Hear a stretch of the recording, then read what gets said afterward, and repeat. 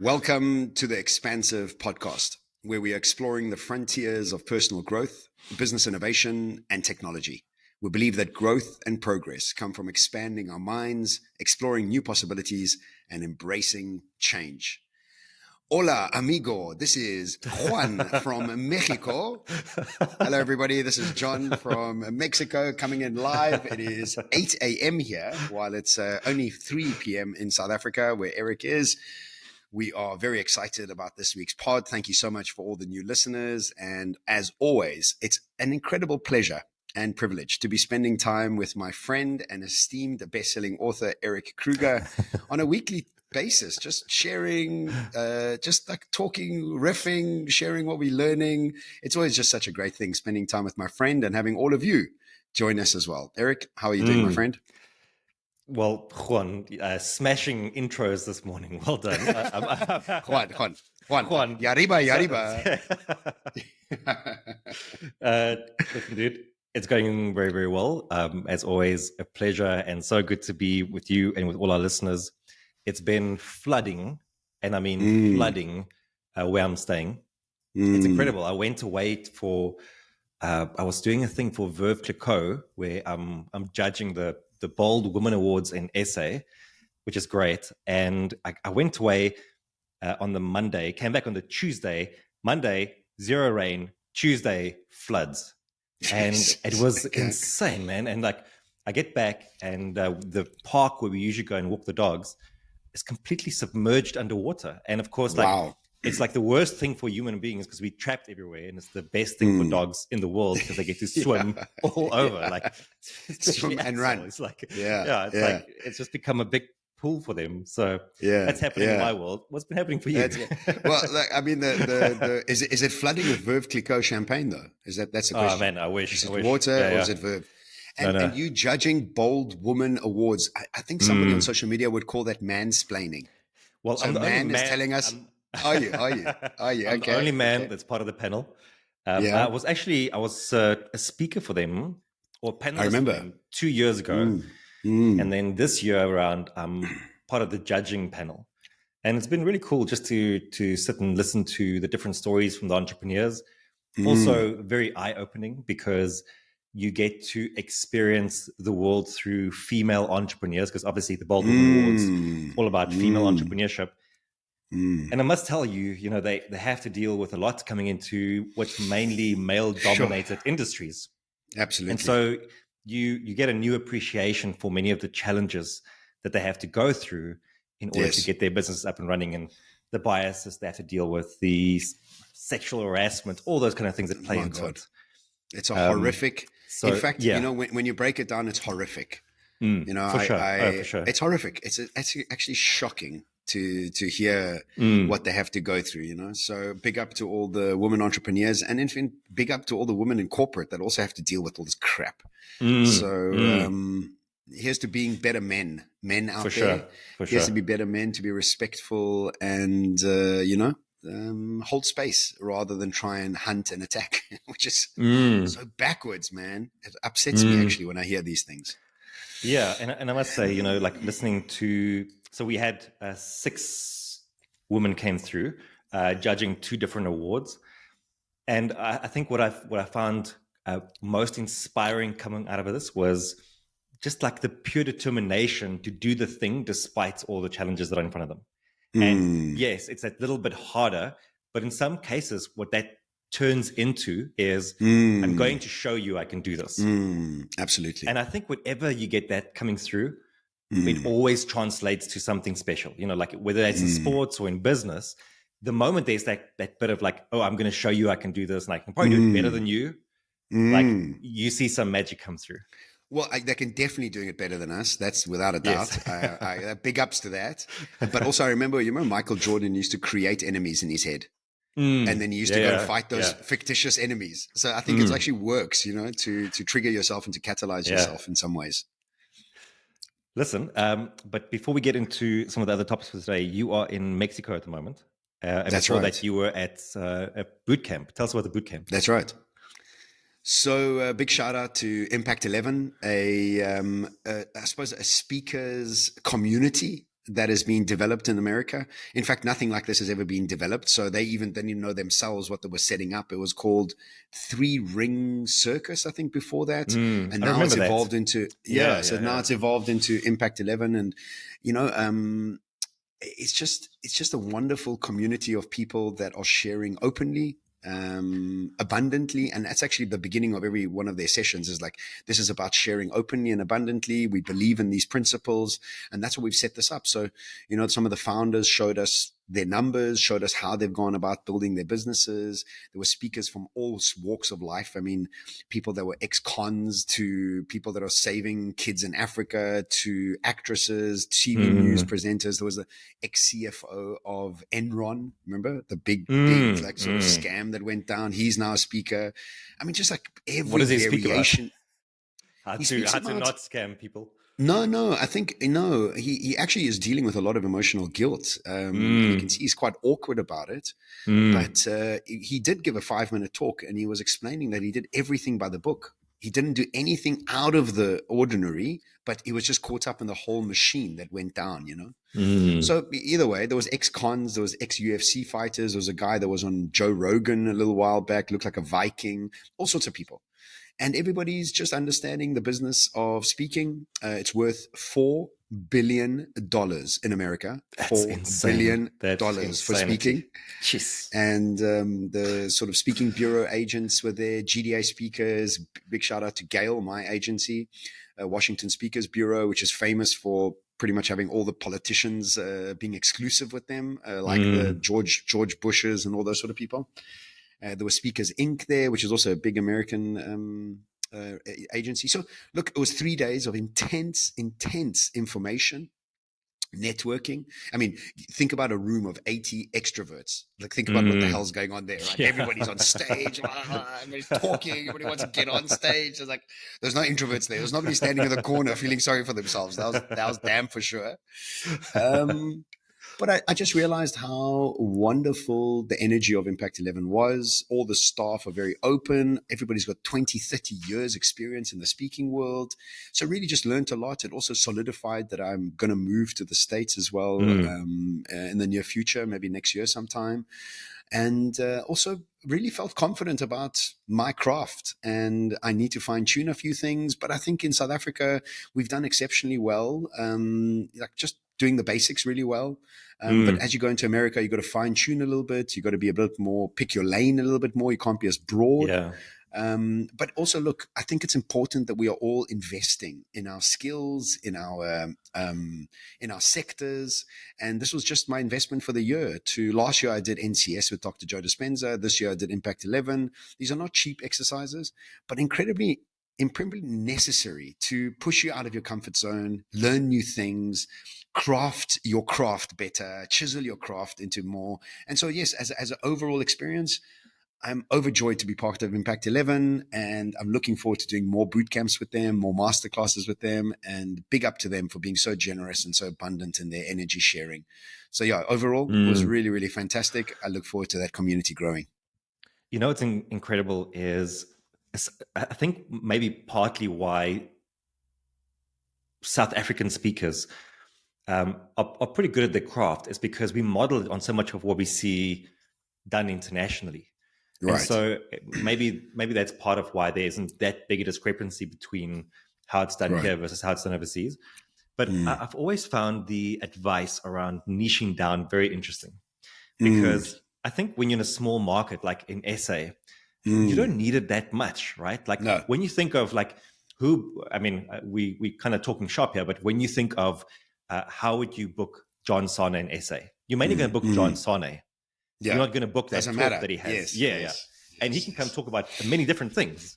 Whereas once you get into a much, much bigger market, I mean, now you need to be Adam Grant for them to book Adam Grant to come and speak about whatever.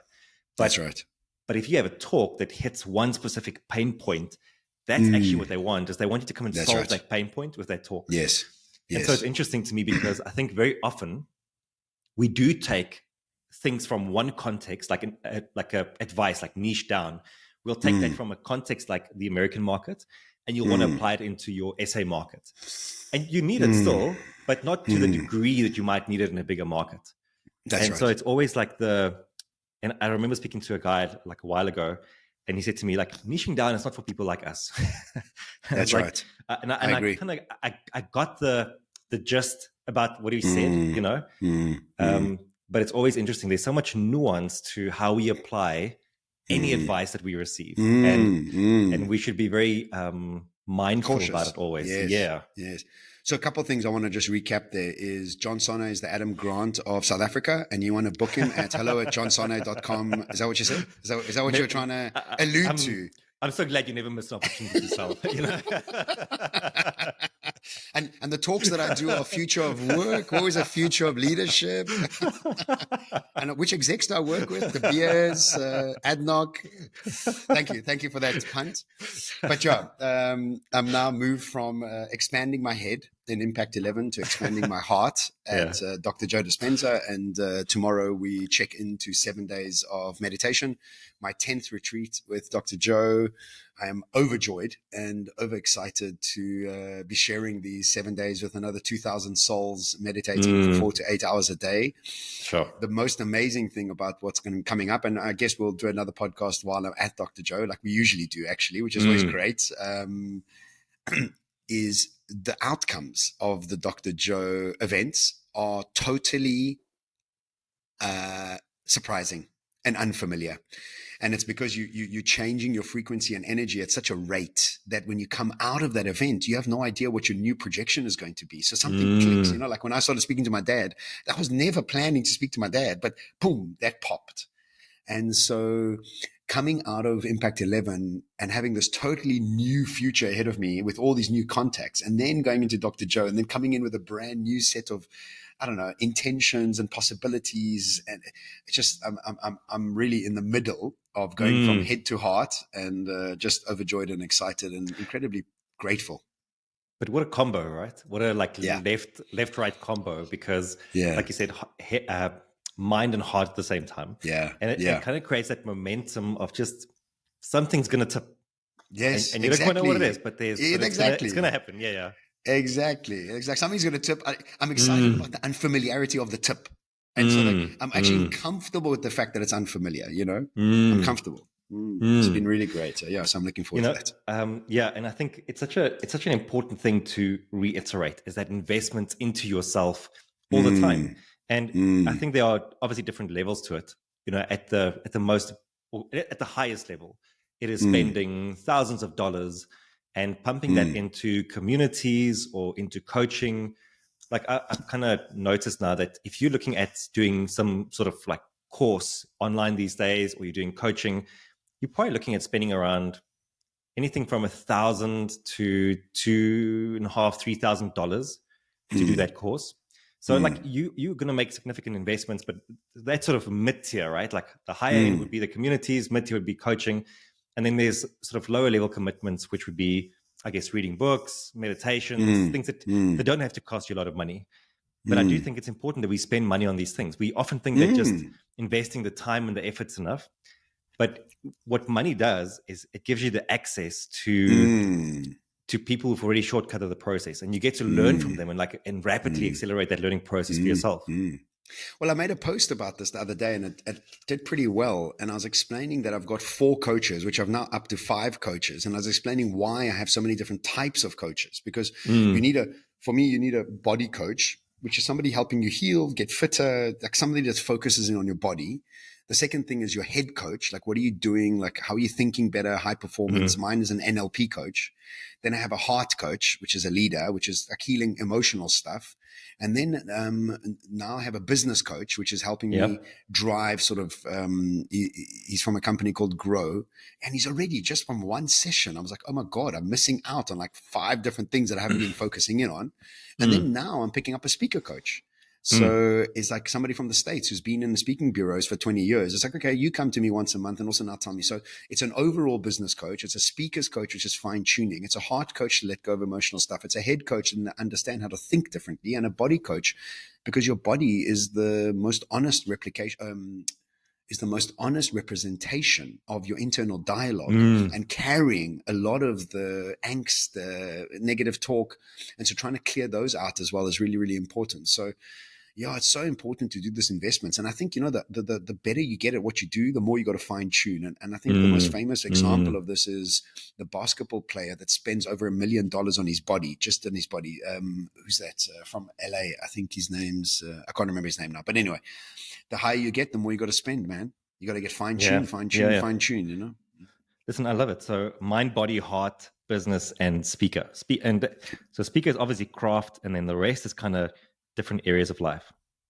So I think the two obvious ones are your business coach and your speaking coach. So whatever business you in, like you've got an overall business coach, doesn't understand your sector, but has principles that you need to be applying. Like he said to me, for example, he says, okay, so what's your big goal? I'm like, well, I want to be seen more in America as I got to grow my brand in America. He says, okay, by the end of the year, how many talks do you want to do in America? I was like, I haven't even thought of that. He says, okay, let's put a number to it. I was like, I want to do 10. He's like, okay, cool. So now 10. So what do? I email GDA speakers. I'm like, GDA speakers, I want to do 10 talks in America before the end of the year. And some of them might be free. Doesn't matter. That's not the point. The point is you need exposure to keep moving. I would have never thought of that if I didn't have my business coach with me, So I think it's important to demarcate coaching into that sort of sectors so that you have very specific skills and not expecting one coach to be doing something else. While we were at Verve, we were having dinner, and one of the ladies asked me, how do you choose a coach?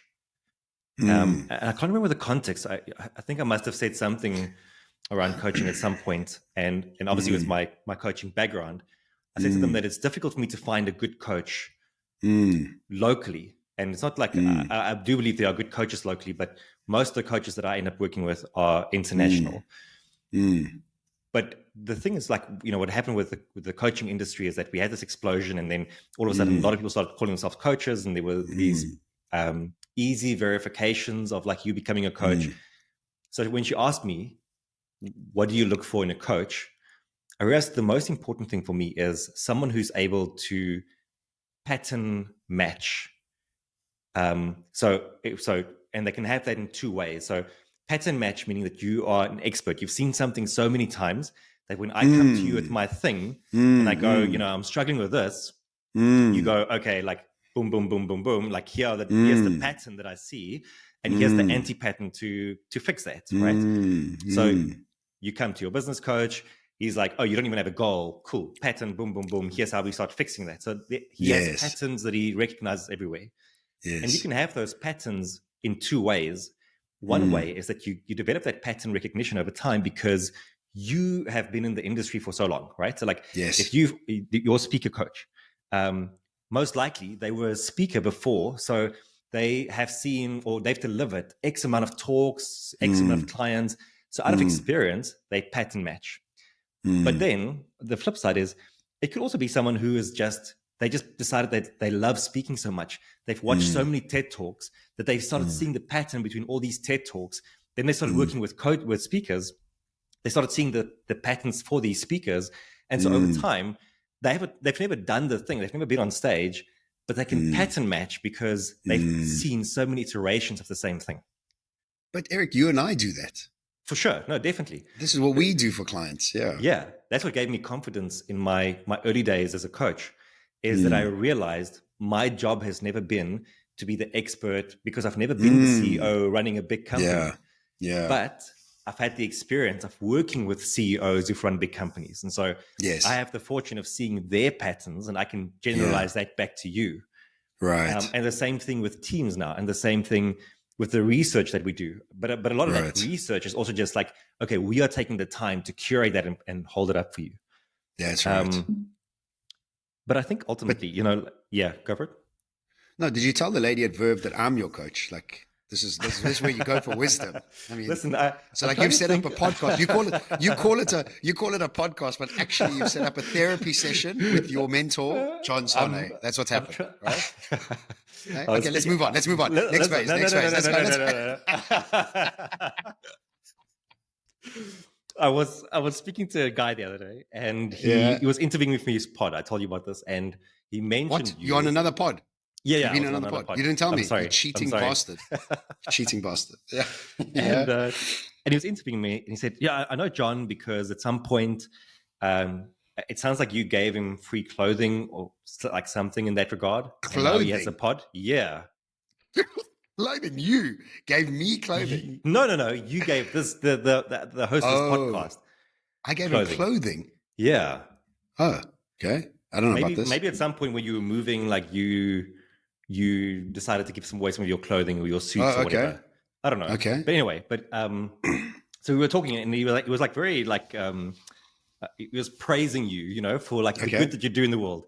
And he said, "Okay, but I'm sure John's. But I know that you coach John, so I'm sure that was a big part of his success." I was like, geez, you are so spot on. I've never thought about it. You're right. It is all you, Eric. Yes, it is all you. I mean, I'm not saying it's all me, but I'm saying, Cat's a big part. A big part. For sure. Yeah. You're right. Thank you so much for reminding us.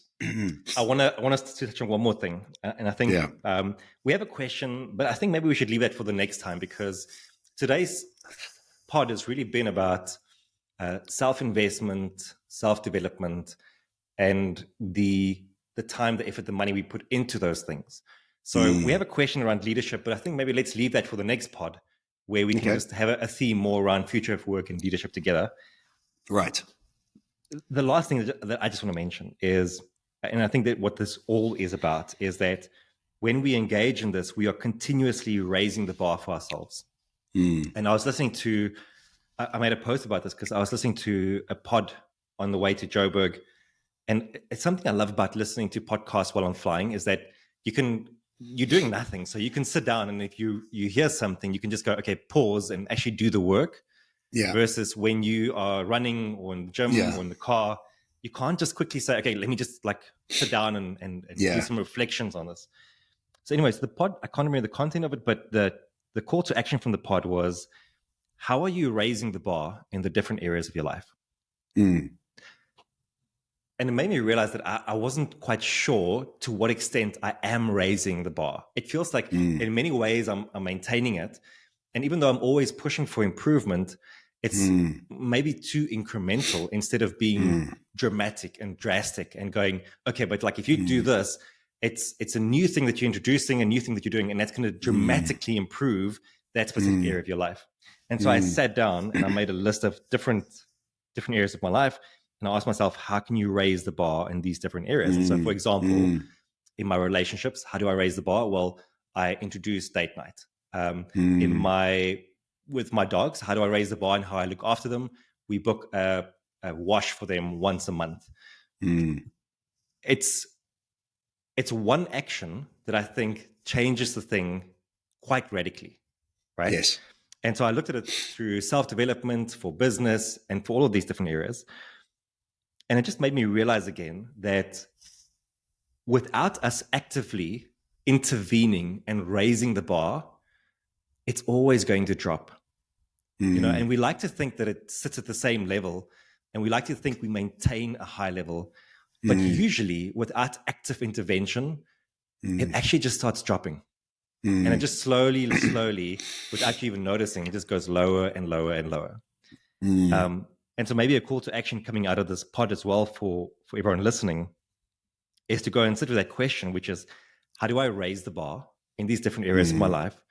And what is that going to look like? It's going to look like, how do I invest more time, effort, or money into different areas? And perhaps it's or not buying a coach, but perhaps it's getting coaching. Perhaps it is setting up a reading plan. Perhaps it's just buying that book that you need to read. Perhaps it's spending more time with your beloved partner. So who knows? But, I think we can all go and look at our lives and our businesses and find areas where we need to raise the bar because we've been letting it go. A couple things on that, and obviously this is a big topic for us. I mean, our podcast is called The Expansive, which is just all about all of this. Somebody said something to me the other day, which was really quite pertinent. She said to me, we must stop fixing the past and start reimagining the future. And if you think about that idea, it's exactly the same as what I wrote in my second book is, are you running away from the darkness or are you running towards the light? You have one energy that is constantly caught up in the now and the past. And you have another energy that is recalibrating, rethinking, and projecting something new into the future. You're using the same amount of energy. One is ruminating, one is creating. One is anxious, one is excited. And that nuance, that little nuance is such an imperative nuance, because one is pushing you into the future, one is getting you caught into the past. And if you're not putting new inputs into your daily practice, you continuously are stuck in the past, because that is the familiarity of the neuroscience of our brains, because our brains do that without us really trying. So if you're not trying, you automatically fall into the patterns of the past. You have to be bringing in new inputs to be moving into creating for the future. Now, I think your personality is an incremental personality. This is how you are. You're very grounded. You're very, and I don't mean this badly, you're cautious. And that's awesome. You are. You're like, okay, let me just check this out. Okay, let me check this out. Where you have this other guy on the past, his name's John. He just goes but crazy and like jumps into an ayahuasca ceremony and then jumps into something else. So we have two extremes here. And I think a balance of them, like I've been urging you to come and do some shamanic work for years now. That's your cautiousness, and you now are starting to move in towards that, but you'll see how drastic that change is going to be for you. So I think for all the listeners out there, it's like it's not being too cautious, because what you're doing is treading familiarity. Your brain is addicted to that familiarity. So you're like, nah, I don't really need it. Nah, I don't really need it. Oh, actually, you really do need it. And then also, when you do decide to step out of your comfort zone, is to find the right people, to find the right circles, to trust that space a bit, And so the combination of understanding that you're in a familiarity machine in your brain, to the point where you have to bring new inputs, and how drastic those new inputs are. And then in what sectors are those inputs coming in? Is it emotional? Is it mental? Is it business? Is it in your craft? Is whatever it is, And also I think, and the last thing from me is, find the best people in your sector and go spend time with them. Just go spend time with them. Fly there. Like, it took me 30 hours to go to the boot camp. Jeez. Nobody else there had invested that time, that effort, there was nobody there that had come that far. And I felt proud that I had pushed myself out of that space to go into that space, to invest in myself. And so for me, it's like, seek out the best people in all of those categories and go spend time there. That will propel you exponentially into a world of unknown, unfamiliar surprises and delights. So it's a wonderful practice to take on and say, okay, let me break down my life into these 5 sectors. What am I doing in each sector? Listen, I think that's the pod. I think that captures it beautifully. It's a great outro, and we can let Juan take us out. Yariba. It's Juan here from Mexico, and I'm going to have 2 tequilas right after this. It is 8:33 a.m. In fact, yesterday we bought this liqueur that's made from honey. It's a Mayan liqueur made from honey. It was delicious. Wow, absolutely delicious. So I've got a whole bottle to finish after this. Only 40% alcohol. Mom, don't worry, I'll be fine. I am in Mexico, so there's far too much blood in my tequila stream. I'm just kidding. I don't really drink, so it's going to be a fun day. You better bring home like a great tequila for me. The answer is no, because I am no. Okay, maybe I will. People need to watch the YouTube video to see my face with that answer. Okay. I'll look for a good tequila. The thing is, I hardly ever see you. You know that. I hardly ever see you in real life. In fact, when I see you in real life, I always remember how tall you are. Erik, were you always this tall, bro? What the hell's going on? That's my first thing. Anyway, everybody listening to the pod, thank you so much for joining us. Wonderful to always have you with us. My name is John. I'm a speaker. I'm always joined by Erik, my house husband friend, who tells us his life from that perspective of luxury in Cape Town, something I'm always striving towards. I told Wendy that we really need to get more serious, because I want to resign from my work and become a house husband like Erik. Just kidding. Thank you all so much for joining us. If you think this podcast can help anybody else, please do share it with them. If you haven't left us a review, shame on you. Please go and leave us a review right across on Apple Podcast or on Spotify. Go join us on YouTube. And until next week, be expansive, be open-hearted, and plan to engage with expanding yourself in all the sectors we spoke about today. Ciao.